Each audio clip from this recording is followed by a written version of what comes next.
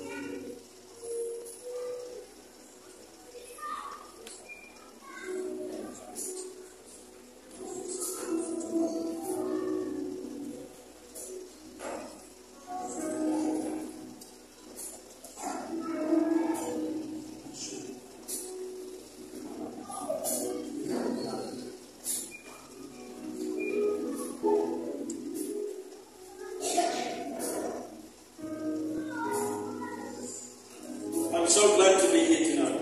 Saya sungguh bersukacita ada di sini malam ini. I am so confident that God wants to bless each and every one of us tonight. Saya sangat yakin bahwa Tuhan akan memberkati setiap kita malam hari ini.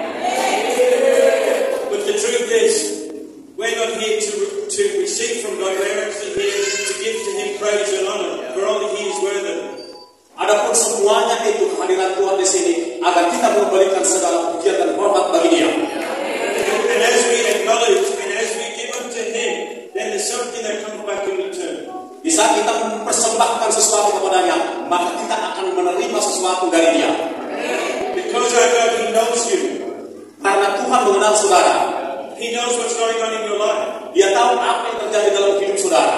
He knows where you've come from, but He also knows where He's taking you. Tuhan tahu dari mana engkau datang dan Dia tahu kemana Tuhan akan bawa saudara. So tonight He's going to do some things that will enhance us on our journey. Jadi malam hari ini Tuhan akan melakukan sesuatu di tengah perjalanan setiap kita. Are you ready to give Him your whole heart and all your praise? Adakah engkau siap menyerahkan seluruh hatimu kepadanya? Because it's in that place that He actually comes back to us and blesses us. Sebab Dia sungguh datang untuk memberkati kita. Hallelujah. Haleluya. Praise God. Pujilah Tuhan. Would you like to sit down for a minute? Mari dipersilakan dulu kembali. I am so humbled to be here tonight. Dengan sebenarnya kerendahan hati aku ada di sini malam hari ini. It's really important for me that I can be invited to speak by Dr. Bongsu. Ya, dan sungguh merupakan kehormatan bagi saya telah mengundang Bapak Dr. Bongsu untuk berbicara. I'm not being disrespectful with our friends. Ya, saya bukan bermaksud tidak hormat, kami ini kan sahabat. I feel a little bit underdressed. Ya, saya sedikit merasa grogi gitu ya. So many people with nice shirts and ties and colorful clothes. Iya, karena saya berpakaiannya kurang pas gitu. Sementara pakaian saudara pakaiannya bagus-bagus, ada yang pakai dasi, benar-benar tidak pakai dasi. But at least I match the journeys. Paling tidak kami telah memakai pakaian ya dengan bahan kabut. So if I get too embarrassed, I just hide in the curtains and I won't see. Jadi kalau aku malu-malu nanti sepunya di balik apa itu kau dan itu.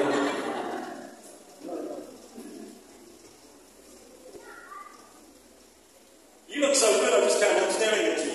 Iya, Bapak Ibu saudara semuanya keren-keren lah. Aku jadi agak rasa minder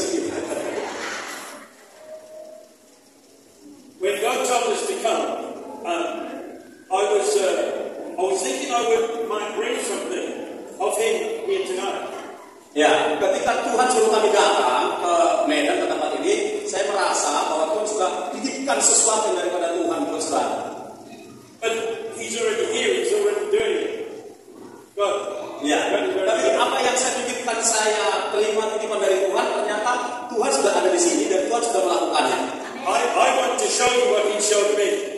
Jadi, saya ingin tunjukkan kepada saudara apa yang kau tunjukkan kepada saya. He knows the story of the woman at the well in the encounter with Jesus. Bapak Ibu Saudara ingat gak kisah seorang perempuan yang berjumpa dengan Tuhan Yesus di satu sumur?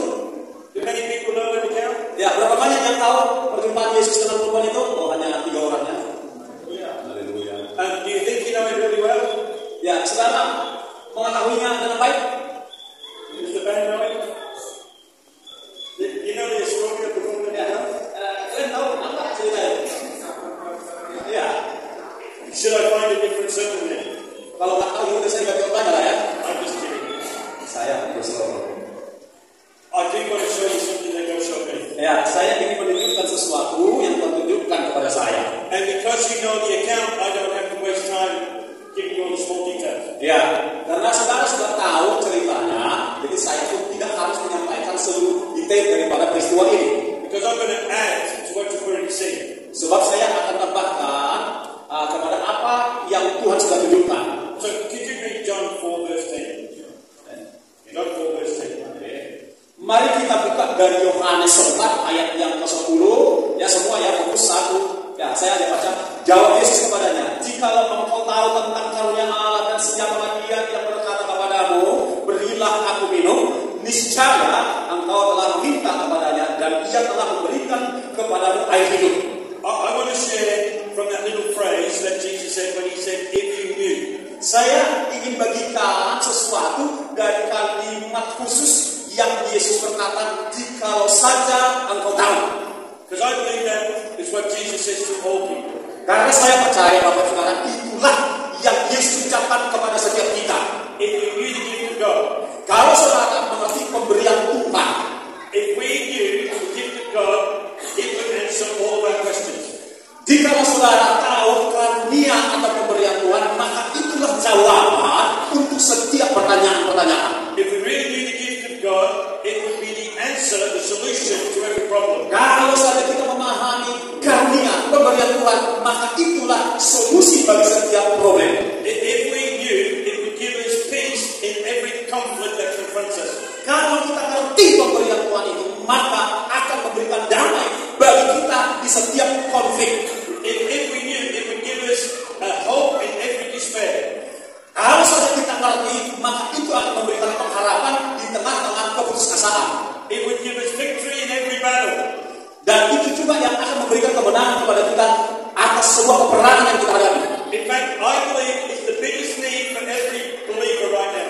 Saya percaya hal itulah yang menjadi kebutuhan utama bagi setiap orang percaya sekarang. To know Him. Mengenal Dia. To know Him better. Mengenal Tuhan Yesus lebih baik. You know that God has an expectation for His children to mature.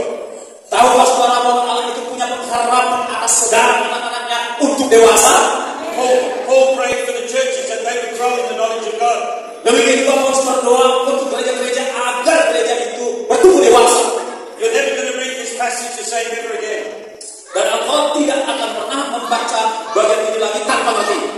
In this passage, we see what knowing Jesus means to this Samaritan woman.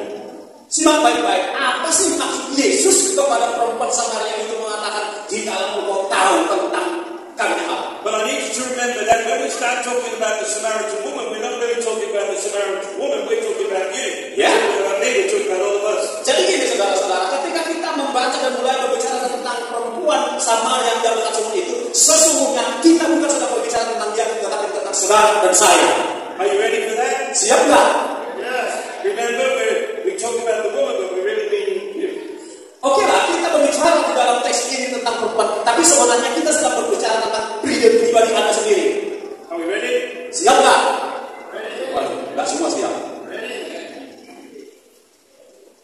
Can we read John 4 verse 6? Akan kita baca lagi Yohanes 4 ayat yang ke-6. Apa dikatakan di sana? Demikian. Ayat 6. Di situ terdapat sumur Yakub. Yesus sangat letih oleh perjalanan, karena itu ia duduk di pinggir sumur itu.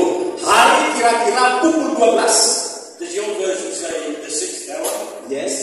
Okay. The 6th hour was noon, was midday. Ya, jadi itu pas tengah hari. It was not the traditional time that women went to the well to get water. Pada masa itu nggak jadi budaya, bukan merupakan budaya seorang perempuan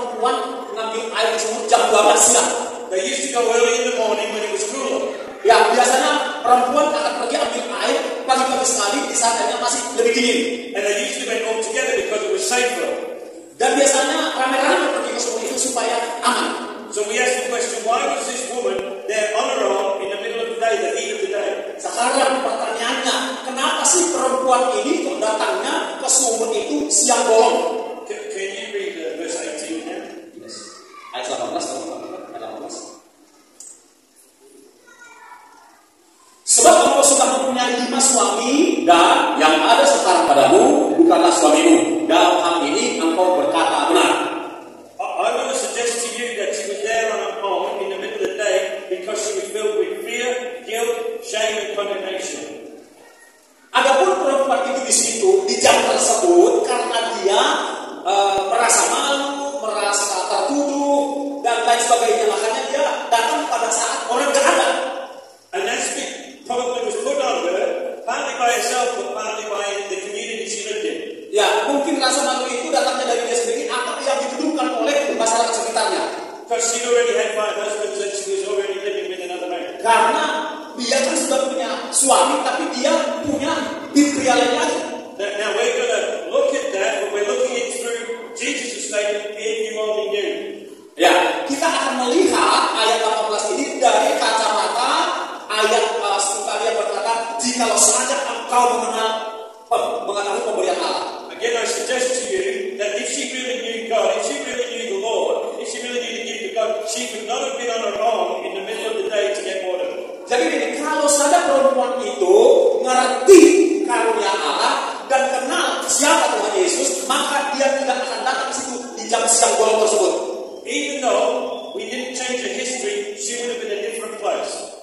Walaupun kita nggak bisa mengubah sejarah, dia pasti tidak ada di tempat yang berbeda.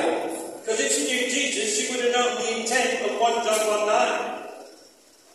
The purpose of 1 John 1:9. Ya, kalau saja dia kenal Tuhan Yesus, maka tidak perlu 1 Yohanes 1 ayat 9. Can you read that? 1 Yohanes 1 ayat 9. Jika kita mengaku dosa kita, maka dia adil, setia dan adil, sehingga dia akan mengampuni segala dosa kita dan menyucikan kita dari segala kejahatan. So if she really knew, then she would know that 1 John 1:9 was true. Kalau saja perempuan itu ngerti, maka dia pun tahu 1 Yohanes 1 ini benar adanya. And all she had to do was confess her sins. Jadi yang perlu dia lakukan kalau dia mengenal Yesus, tak perlu lagi banyak cerita, dia tinggal minta ampun aja kan gitu. If she knew him, she would know he was faithful and would forgive her all her sins and cleanse her from all unrighteousness. Ya, kalau saja dia udah kenal, dia tahu bahwa Yesus itu penuh dengan belas kasihan dan pengampunan, maka dia akan minta ampun kepada dia. Can you see how we're working this through? Nah, sekarang saudara bisa nangkap nggak bagaimana cara kebenaran ini bekerjanya? If you really need to give to God. Sekarang kembali kepada saudara ya. Kalau saja saudara tahu karunia Allah, mengenal Tuhan. I'm not talking about the lady now, I'm talking about us. Ya, sekarang saya nggak berbicara tentang perempuan itu lagi. Sekarang pikirannya saya berbicara tentang saudara. If we knew, Kalau kita telah mengenal, there would be no guilt or shame because we would know if we went to him and confessed, he would freely and willingly gladly forgive us of all our sins. kalau kita kenal dia, maka tidak perlu lagi ada rasa bersalah. Kita tinggal datang kepadanya, mengaku segala dosa kita dan kita diampuni. But how many people, how many Christians today still struggle with the shame and the guilt? Berapa banyak hari-hari ini sampai hari ini orang Kristen merasa malu dan merasa bersalah? The solution is to get to know him better. Solusinya adalah mengenal Tuhan Yesus lebih baik lagi. Mana aminnya? Romans 8:1. Roma 8 ayat 1 berkata, ya, Roma 8 ayat 1 berkata, demikianlah sekarang tidak ada penghukuman bagi mereka yang ada di dalam Kristus Yesus. Haleluya. No condemnation. If she really knew, she would not have condemnation. Kalau saja perempuan itu, pikiran kita sekarang, kalau Yesus, maka tidak perlu ada rasa tertuduh atau terhukum. If we really knew, we would not wrestle with condemnation. Ya, kalau kita betul sudah kenal Yesus, kita tidak perlu merasa terhakimi atau terhukum.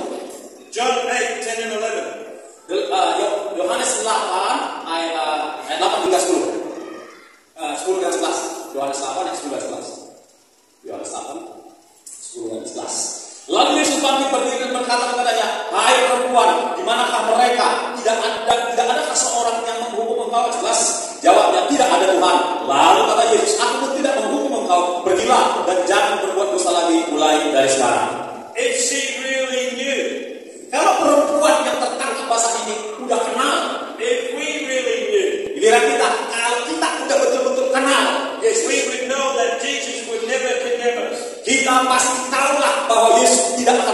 menghakimi kita. How many live in the fear of being condemned by God or punished by God?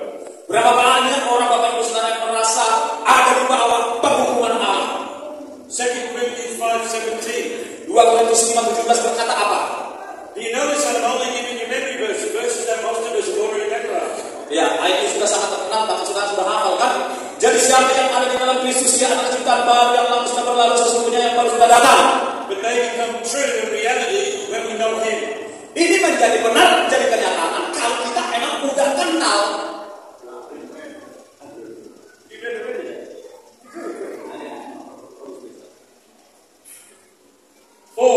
Four of many verses that reveal the heart, the mind, and the character of Christ. Bapak Ibu Saudara, ada banyak ayat firman Tuhan yang meningkatkan pikiran, hati, dan keinginan Tuhan. The trouble is, many people know the verses, but they don't know the one that the verses refer to. Begini, banyak orang tahu ayat, tapi nggak tahu ayat itu terhubung dengan siapa atau tentang siapa.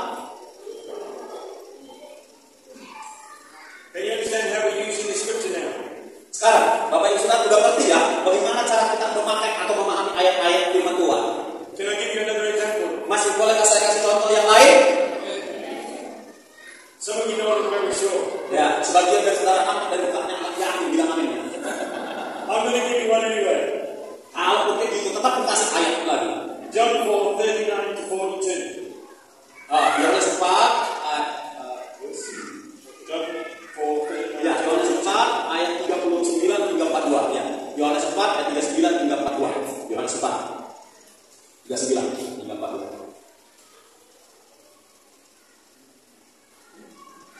Oke. Ayat 39.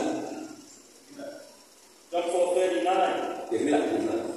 Dan banyak orang Samaria dari kota itu telah menjadi percaya kepadanya karena perkataan perempuan itu yang bersaksi. Dia mengatakan kepadaku segala sesuatu yang telah kuperbuat. Terus, ketika orang-orang Samaria itu sampai kepada Yesus, mereka meminta kepadanya supaya dia tinggal pada mereka, dan dia pun tinggal di situ 2 hari lamanya.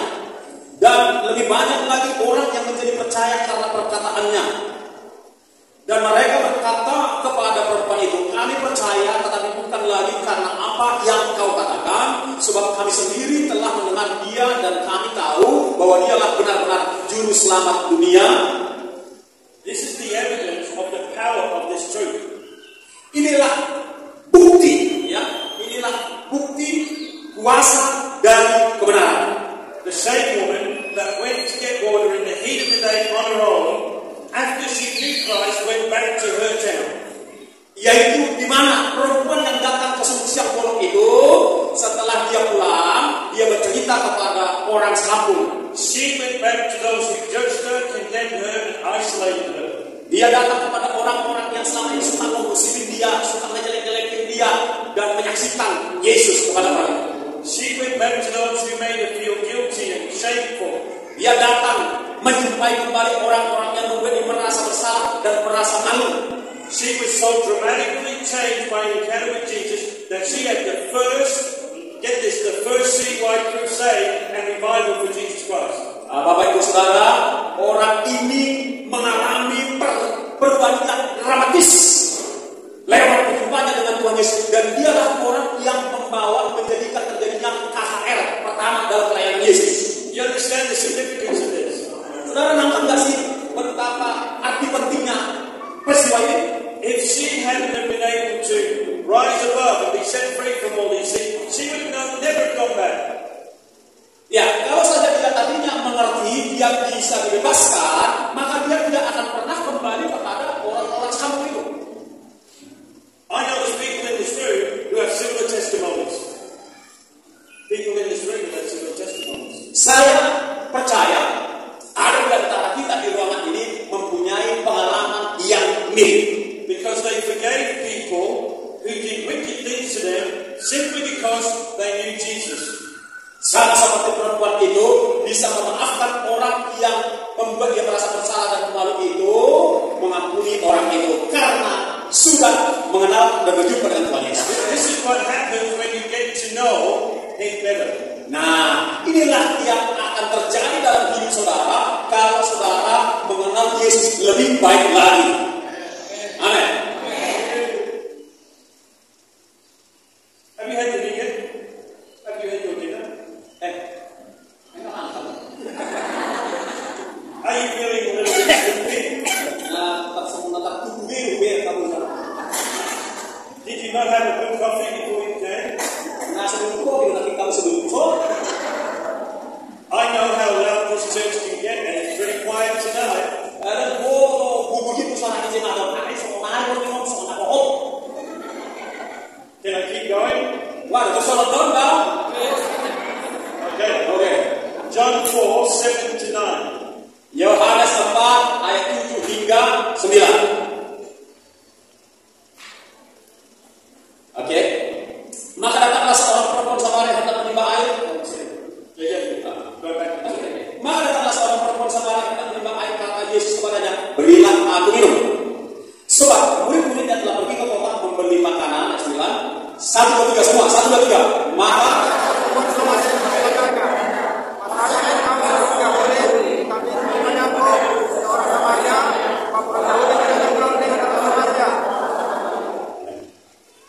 That's better because I heard Tanjung Gusta people can be quite loud at times. ya, ini udah mulai lebih lagi. Ternyata orang-orang yang tak ngobrol bisa suaranya kencang. I want to highlight a serious issue here. Bapak sekarang kita kembali ke peristiwa ini. Saya ingin menggarisbawahi hal yang perlu penting dalam bagian ini. The issue is a Jew was talking to a Samaritan, but not just a Samaritan woman. Gini, masalah yang ada di peristiwa ini, khususnya di ayat ini adalah bahwa seorang laki-laki Yahudi yaitu Yesus, orang Yahudi tak bisa ngobrol dengan orang Yahudi. Ini lebih lagi ngobrol pula sama perempuan Yahudi Samaria. The Jews of Jesus' day despised the Samaritans even more than Gentiles. Hated them. The Jews hated the Samaritans. Ya, thank you. Jadi orang Yahudi ini sangat membenci orang Samaria, lebih besar lagi bencinya dibandingkan dengan bencinya kepada orang non-Yahudi. They considered them half-breed mongrels who had defiled the purity of their religion. The Jews thought that the Samaritans were half-breeds. I don't know what the word is for that. Yeah, like intermarried half-castes. Maybe that's not a good word. Anybody got a better word? The Jews didn't like the Samaritans at all. Ya, jadi orang Yahudi tidak suka orang Samaria sama sekali. Mungkin yang enggaknya setengah orang setengah monyet itu mungkin maksudnya.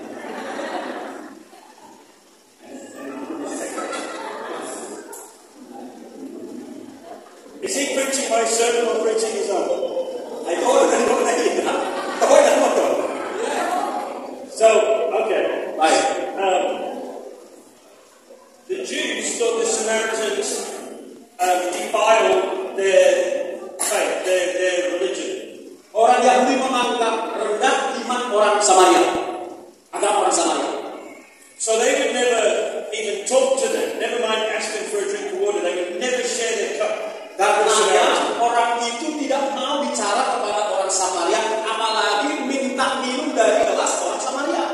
And Jews wouldn't even speak to a woman in public anyway.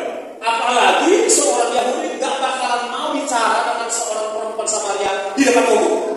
The rabbis of the day wouldn't even speak to their own wives in public. Bahkan gini, di zaman itu seorang rabi itu ngomong sama istrinya pun enggak gitu, apalagi kepada perempuan Samaria. Especially not a woman of disrepute who was a Samaritan. Ya, khususnya perempuan yang dihardik atau yang ditangkik ini, khususnya orang perempuan Samaria. So there's two issues here: the fact that she's a foreigner and the fact that she's a woman. Jadi ada dua masalah di sini, saudara-saudara, perlu kita pahami, yaitu satu masalahnya adalah perempuan Samaria, dan yang kedua dia orang yang tidak dianggap. That's why Jesus was so surprised, even shocked. That's why the Samaritan woman was so surprised when Jesus asked her for a drink. Itulah sebabnya perempuan Samaria itu terkejut sangat ketika Yesus minta air pula kepada dia sebagai Yesus orang Yahudi. That's why she said, "How is it that you, being a Jew, ask a drink from me, a Samaritan woman?" Makanya dia berkata, masalah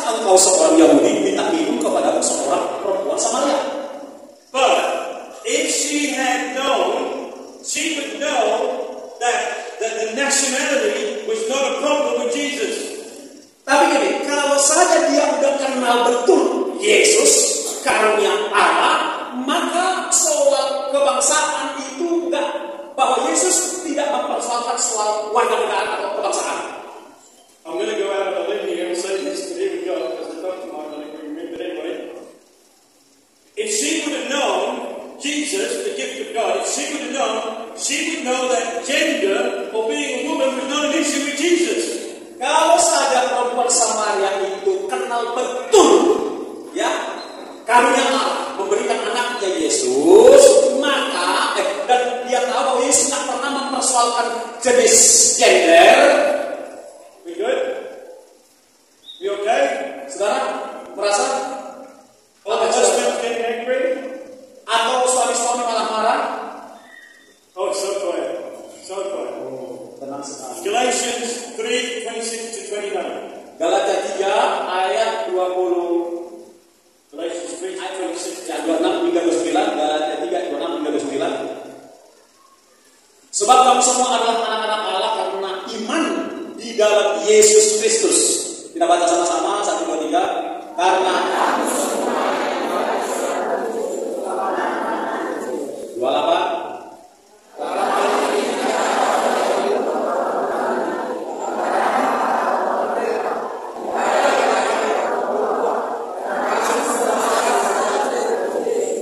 28. Dan jika kamu adalah milik Kristus, maka kamu juga adalah keturunan Abraham dan berhak menerima janji Allah.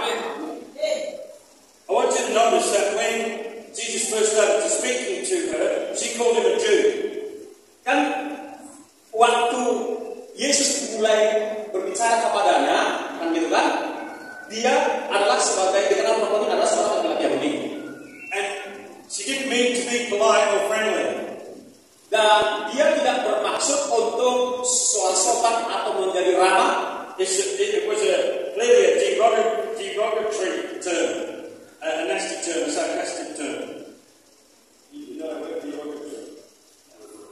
It was sarcasm. It was, she was having a shot at it. She wasn't being polite or friendly. Jadi ketika perempuan itu bilang engkau orang Yahudi, masakan minta air dari aku, perempuan itu tidak bermaksud tidak sopan sebenarnya. Ya, tidak bermaksud tidak sopan, tidak bermaksud tidak ramah. So she called him the Jew. Then in verse 11, though, she started to call him sir. Pertama kan perempuan itu panggil dia Yahudi, tetapi kemudian di ayat 11 dia bilang bapak atau tuan.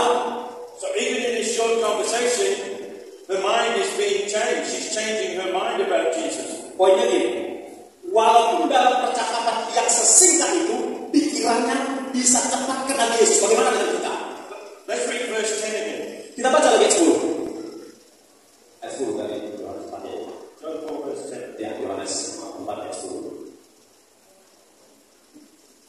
Oke, saya baca dulu kita. Jawab Yesus kepadanya, jikalau engkau tahu tentang karunia Allah dan siapa dia yang berbicara kepadamu, berilah aku minum, niscaya engkau telah meminta kepadanya dan dia telah memberikan kepadamu air hidup. The title went from a Jew to sir because Jesus didn't answer back with the same kind of sarcasm. He answered back with love. Ya gini. Jadi di ayat 10 ini perempuan Samaria itu kan masih bicara soal ras. Kau Yahudi, aku Samaria, kan begitu. Namun Yesus tidak membalas dengan bahasa sindiran. Dia malah membalas dengan bahasa kasih yang membuat perempuan itu di ayat 11 jadi berubah pengenalannya. So the lesson for us there is when someone insults us, we shouldn't fire insults back, but we should look for an opportunity to reveal the love of God. Amen.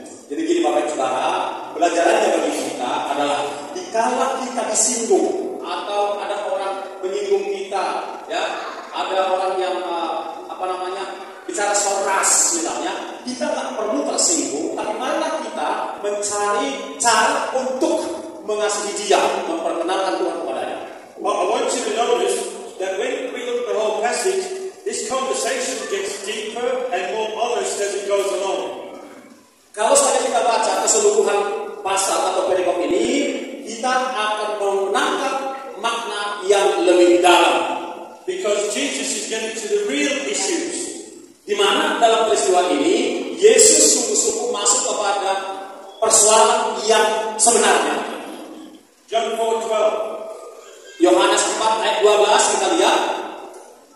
Adakah engkau lebih besar daripada Bapa kami Yakub yang memberikan sumur ini kepada kami dan yang telah minum sendiri dari dalamnya, ia serta anak-anaknya, ternaknya, kan adanya sinis. Now at first this doesn't make sense until you realize that Jesus hasn't got any rod, hasn't got a bucket, hasn't got a cup. Di sini kita diberitahu bahwa Yesus tidak memakai jubah, tidak tidak punya timba dan seterusnya. She's looking at him and gauging who he is by what she can see. Perempuan Samaria itu memandang Yesus dengan apa yang tampil pada Yesus yang bisa dilihatnya. And then she gauges that by the comparison of what she knows of the past. Lalu dia coba bandingkan sosok yang ada di depannya itu, adakah dia sebesar Abraham, Yakub, bapak mereka, kan gitu.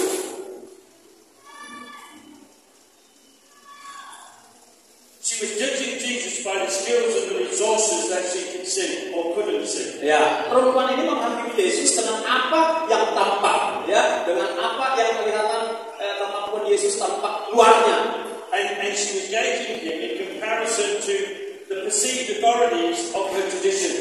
Dan perempuan itu membanding-bandingkan Yesus dengan sosok yang mereka kagumi di dalam sejarah mereka, yaitu Yakub. And that's why she mentions Jacob.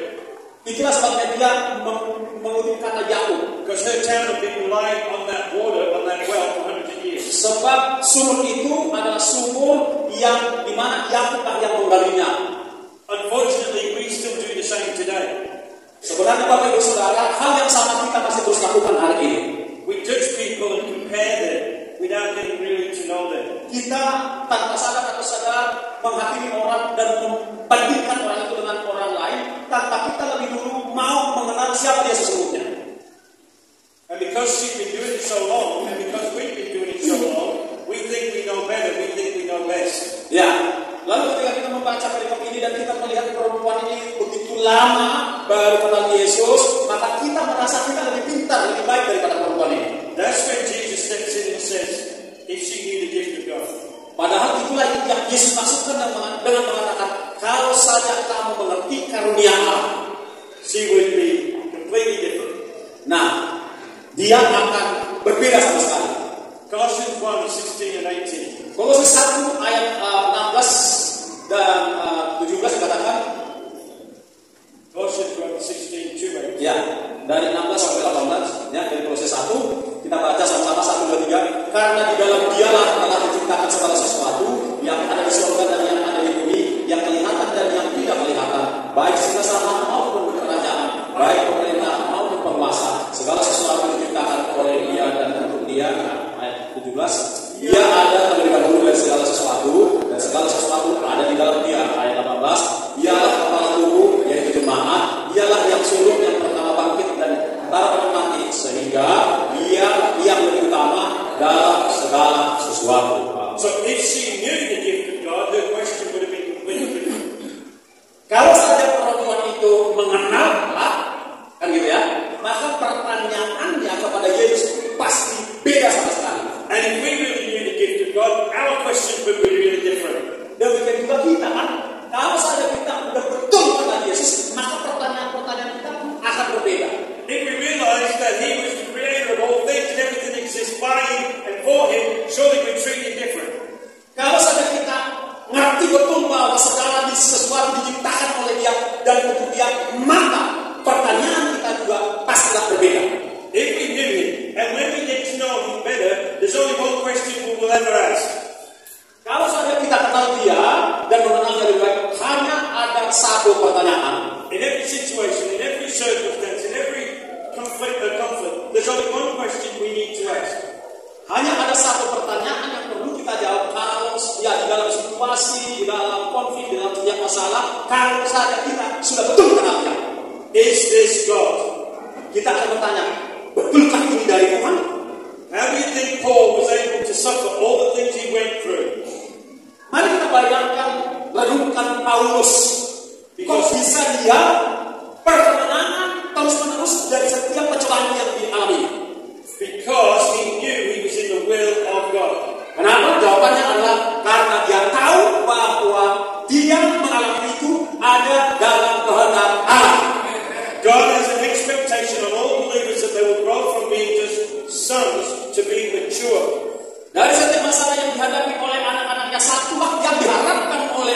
supaya setiap kita menjadi dewasa. And that's what mature people ask when they're going through anything. Dan pertanyaan itulah yang akan orang dewasa tanyakan karena dia sedang menghadapi berbagai situasi. When I was invited to this church, ketika kami diundang ke gereja ini, the first thing we did was pray. Ya, hal pertama adalah berdoa. Is this God? Apakah ini dari Tuhan? Kami datang ke diri saya. Have you ever sat on an airplane for 9 hours? Bapak Ibu saudara, sudah pernah nggak terbang selama 9 jam? Kami belum pernah terbang 9 jam. With long legs? Ya, dengan duduk-duduk yang tertahan. You sit in the seat and you can't move. Anda cuma bisa di situ. Nggak bisa. Your knees are up against the chair in front of you. Duduk saudara Anda di kursi depan. Everybody else falls asleep. Ya, dan kalau udah 9 jam itu biasanya ngantuk semua. Imagine. Baik. We was up. What time was we up? From 4:30, 5 o'clock in the morning, all the way. Our airplane was midnight, and then we had 7 hours to Singapore, and then another hour and a half to Milan. Pokoknya kita 9 jam lah perjalanannya. And I could have asked. Dan aku ya cuma bisa jadi begini aja. And my friends were all snoring. Dan ada teman di sebelah kami ngorok dia. I was so jealous of them. Aku cemburu kali sama orang sebelah bisa ngorok dia. Bisa aku kecapean. But I knew God wanted us here. Tapi walau aku menderita penderitaan tersebut, aku tahu bahwa Tuhan aku mengalami itu supaya aku ada di sini. So the discomfort wasn't a problem. Jadi karena aku tahu, maka rasa nggak nyaman itu nggak masalah lah. The lack of sleep wasn't a problem. Ya, nggak bisa tidur pun bagi nggak ada masalah. Because the first question was, is this God? Karena pertanyaan pertama adalah apakah ini kehendak Allah? It wasn't even what does God want to do. Bahkan bukan kita tanyakan apa yang Tuhan mau lakukan. It was, is this God? Pertanyaannya, apakah ini dari Tuhan? Everything else is irrelevant. Segala sesuatu yang kita alami itu akan menjadi relevan, masuk akal karena kita tahu ini memang dari Tuhan. Halo? Those people who are maturing will understand it. Orang yang sudah dewasa kecuali masih anak TK pasti ngerti. Masih anak TK gimana atau sudah dewasa? So, example. Contoh. In my country, a lot of people argue about offerings. Di kampung kami banyak kali orang berdebat soal persembahan. They want to argue about theology and doctrine. Is tithing in the New Testament? Oh, sama di Indonesia juga. Banyak kali orang mempertentangkan persembahan, perburuan, ada nggak di perjanjian baru? But the truth is, it's got nothing to do with that. Padahal sebenarnya nggak ada urusan lah soal ini perjanjian baru atau tidak. It's about love. Sebenarnya memberi itu kan tentang kasih, betul nggak? Do I love my God? Apakah aku mengasihi Tuhanku? Do I love what He's doing? Apakah aku menghargai, mencintai apa yang dikerjakannya? Do I love the ministry that He's placed in the hands of my church? Iya. Apakah aku mengasihi pelayan di gereja di mana aku berada? I don't argue anymore, but I used to have arguments all the time with people about tithing and giving. Bahwa aku sudah tahu lagi bertengkar soal itu karena itu juga dengan segala hal juga diperdebatkan. But I don't argue anymore because now I know it's about love. Kenapa aku tak mau lagi berdebat soal itu? Karena aku tahu semua yang dikerjakan ini, semua yang diberikan ini adalah tentang kasih kepada Allah. Every kind of offering, every kind of sacrifice in the Old Testament was all about love. Kan bukankah semua persembahan dan kurban di dalam perjanjian lama itu juga adalah tentang kasih? Did you know that the book of Malachi, where we get most of our teaching encouragement about tithing comes from, was written to a backslidden nation. Tahukah saudara bahwa Maleakhi khususnya 3 ayat 10 itu kan dituliskan buat bangsa yang pengkhianat, yang meninggalkan Tuhan. It was about their heart and their love of God. Itu tentang adakah hati mereka mengasihi Tuhan. And that theme runs through the whole Old Testament and the New Testament. It's all about love. Ya, jadi apapun yang ada di sepanjang perjanjian lama dan perjanjian baru, semuanya itu tentang kasih. So the first question is it God? Jadi pertanyaan pertama, adakah memberi persembahan ini adalah kehendak Tuhan atau bukan? This conversation that we're reading is getting very serious. Bapak Ibu Saudara, percakapan yang kita baca di dalam Yohanes 4 ini sebenarnya hal yang serius loh. It's getting very real. Dan sekarang menjadi sangat nyata. And Jesus is steering this conversation to get to the real issues. Dan luar biasanya Yesus mensetir percakapan ini supaya berujung kepada isu yang penting dan yang sebenarnya. You mind if I keep going a little bit more? Nah, masih mau nggak kalau saya teruskan lagi sedikit lagi? Is that all right? Boleh nggak? It's just that Pastor Yogi is preaching really well tonight. No, it's not me. It's you. Okay. Can we go to John 4:16 and 18? Mari kita lihat kembali dari Yohanes 4 ayat 16 hingga 18. Yohanes 4. John 4:16 to 18. Mari Bapak Ibu Saudara, supaya mencegah ngantuk, supaya fokus. 1, 2, 3. Kata Yesus, pergilah, ambillah suamimu dan datang ke sini. Kata perempuan itu, aku tidak mempunyai suami. Kata Yesus kepadanya, tepat katamu bahwa engkau tidak mempunyai suami. Ayat 18, sebab engkau sudah mempunyai 5 suami, dan yang ada sekarang padamu bukanlah suamimu. Dalam hal ini engkau berkata. This is not Jesus judging her. Ini bukannya Yesus sedang menghakimi dia, bukan? This has nothing to do with confession and repentance. Bagian ini tidak ada urusannya dengan pengakuan dosa dan pertobatan. This is Jesus getting to the real issues in this woman's life. Melainkan Yesus sedang masuk kepada hal yang nyata dalam kehidupan perempuan ini. This woman has a broken heart. Masalah di dalam perempuan ini apa? Perempuan ini memiliki hati yang hancur. 5 husbands looking for love, denied in every case. Her heart is broken, and Jesus is about to heal it.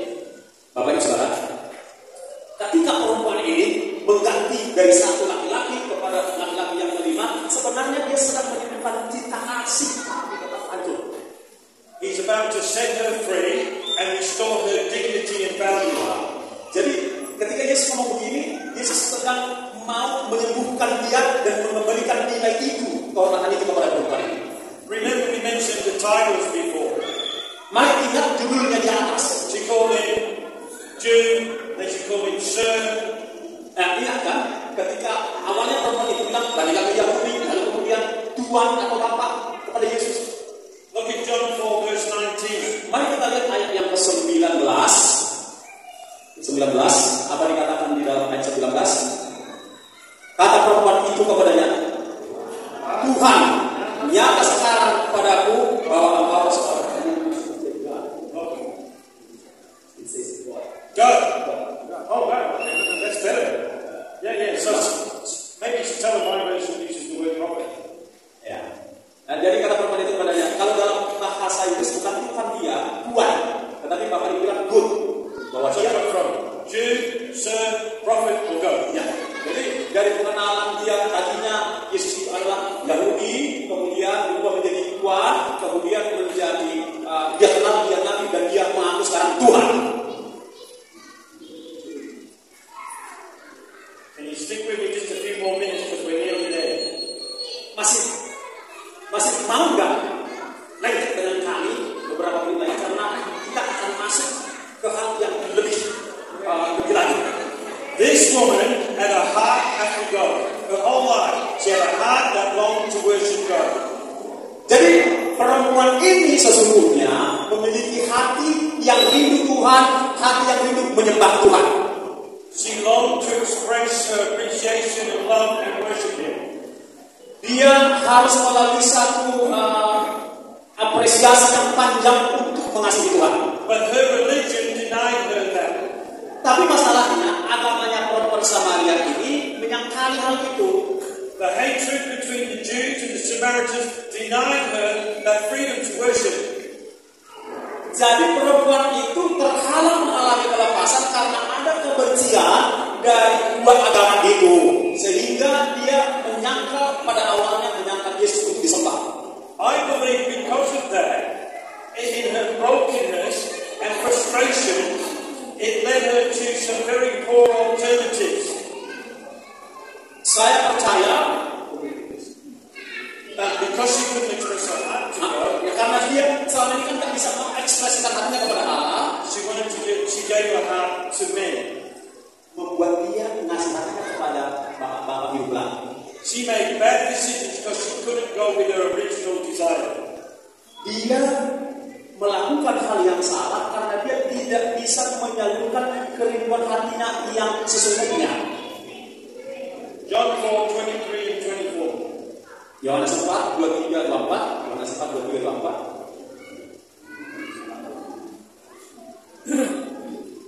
Oke, tetapi saatnya akan datang dan sudah tiba sekarang bahwa penyembah-penyembah benar akan menyembah Bapa dalam roh dan kebenaran, sebab Bapa menghendaki penyembah-penyembah demikian, kata Yesus. Lalu ayat 24 kita baca sama-sama 1, 2, 3. Allah itu roh dan para siapa menyembah dia haruslah menyembahnya dalam roh dan kebenaran. What happened next is amazing. Apa yang terjadi berikutnya Bapak Saudara luar biasa. Jesus just removed all the restrictions that bound her up. Yesus di sini kita lihat telah baru saja menyingkirkan tembok penghalang yang menghalangi perempuan Samaria ini untuk menyembah Allah yang benar. Jesus just set her free so she could worship God in spirit and in truth. Yesus baru saja membebaskan perempuan ini sehingga dia bisa menyembah Allah di dalam roh dan kebenaran. But then she gets the biggest revelation ever. Dan dia memberikan wahyu yang besar yang pernah ada. Jesus confesses to her that I am the Messiah, I am the Christ. Yaitu tanpa disadari perempuan ini, Yesus mengatakan kepada perempuan ini, akulah sang Mesias, akulah sang Kristus. And that deliverance, her being set free, changed her completely. Dan dia mengalami pembebasan yang tuntas pada saat itu juga. That's when she goes back to town and tells all those people about it. Inilah yang membuat perempuan ini pergi dia ke kota dan memberitakan apa yang dialaminya ketika mengalami perjumpaan dengan Yesus. I apologize for taking so long. Maaf kalau saya terlalu panjang menyampaikannya. But I had to build my argument so I could give you an invitation. Saya sengaja membangun argumentasi di dalam khotbah ini supaya saudara itu merasa tertantang untuk diundang. In Matthew 11:28 to 30. Matius 11 ayat 28-30. Matius 11 ayat 28-30. Marilah kepadaku semua yang bergelisah dan berbeban berat, aku akan memberikan kelegaan kepadamu. Pikulah bukti yang kupasang dan belajarlah kepadaku, karena aku lemah lembut dan rendah hati, dan jiwamu akan mendapat ketenangan. Ayat 30 sama-sama 1, 2, 3. Ringan. Terima kasih. Now I don't know you very well. Bapak Ibu, saya kan tidak kenal Bapak Saudara, dan saya tidak kenal. I don't know your story. Saya tidak kenal story atau pengalaman saudara. I don't know anything about the injustice that was performed against you. Saya juga tidak tahu pengalaman yang tidak adil yang saudara terima. I don't know about the dreams and visions that were crushed. Saya juga tidak tahu impian-impian saudara yang tidak tercapai. But I know him. Tetapi aku mengenal dia. And I know that he's able to change everything for you. Dan aku tahu dia sanggup mengubahkan keadaanmu. I know he can set you free. Aku tahu dia sanggup membebaskan engkau. I know he can heal you. Aku tahu dia bisa sembuhkan engkau. I know he can restore your dignity. Dan aku tahu dia bisa memulihkan harga diri martabatmu. I know that he can breathe on your dreams and visions and make them come alive again. Aku juga tahu Tuhan Yesus sanggup mengembalikan impian-impian yang sempat hilang. I just spent all night proving to you that's what he does. Sepanjang khotbah ini sengaja aku melakukannya supaya engkau kenal apa yang Yesus bisa lakukan dalam hidupmu. And he's still giving the invitation, come to me, all you who are weary and heavy. Dan sampai malam hari ini Yesus tetap menyampaikan undangan yang sama. Mari datang kepadaku, hai engkau yang letih dan sudah berbeban berat. So just for a moment, Jadi untuk sebentar ini, forget me and Pastor Yogi. lupakan kami berdua. Hear the cry of the invitation from Jesus. Maka dengarlah undangan dari Tuhan Yesus. And don't respond to us, but respond to him. Gak usah merespon kami, tapi responlah kepada Dia.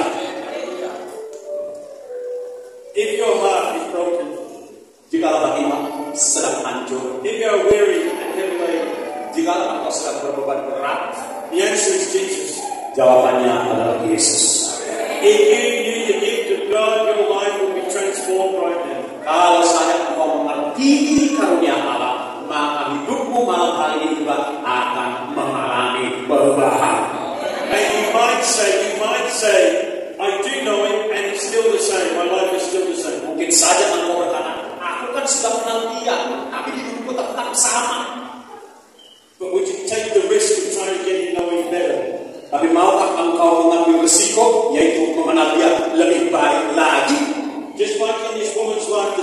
progressive revelation that grows. Sama seperti yang dialami perempuan ini, dia mengalami pengenalan, penyikapan pengenalan yang progresif, mengalami kemajuan terus, maka engkau juga akan mengalami hal yang sama. And the clearer you see him, the more you become like him. Dan semakin jelas engkau mengenal dia, semakin miriplah, semakin serupa engkau dengan Yesus. So when you come tonight, jadi Bapak Ibu Saudara, maukah engkau malam hari ini? You might not know Jesus, you might even know him well. But if there's things in your life that need to be set you free, well, why don't you come right now? Bisa saja engkau belum pernah terima Yesus, atau saudara sudah mengenal Tuhan Yesus, tetapi engkau merindukan sesuatu perubahan dalam hidupmu, maka engkau dipersilakan dengan hormat, majulah ke depan. Haleluya. Kita semua bangkit berdiri. Is there anyone? Silakan bangkit berdiri, dan saudara yang ingin mengalami perubahan itu, mari dengan rendah hati maju ke depan. Mari melangkah ke depan. Is there any that will come to Jesus tonight? Ya, serahkan hidupmu kepada Yesus malam hari ini. If you need him, if you want to know him more, why don't you come? Because it's not just an intellectual act, it's a spiritual act. Bapak Ibu Saudara, dengar, berapa banyak dari saudara yang ingin mengenal Yesus lebih jelas lagi? Selama ini kan sudah kenal, tapi ingin lebih jelas lagi. Mari majulah ke depan. My wife and I will be sitting down in front of you to pray for everybody. Iya, saya dengan istri akan